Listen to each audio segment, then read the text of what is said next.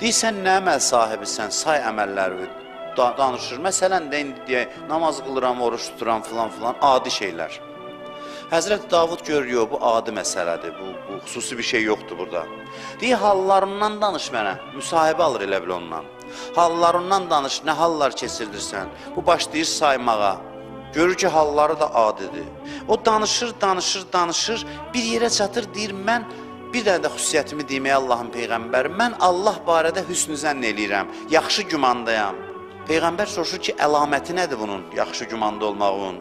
Deyir ki, mənə hər hansı bir çətinlik üz verəndə deyirəm, Allah indi mənə məhəbbət göstərir. Allah mənləndir, narahatçılıq əsas yoxdur.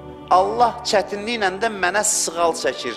Allah sevdiyindən bəla göndərib, sıxıntını özü verib, mənləndir, görür və həll eləyəcək hər şeyi, öz əlindədir.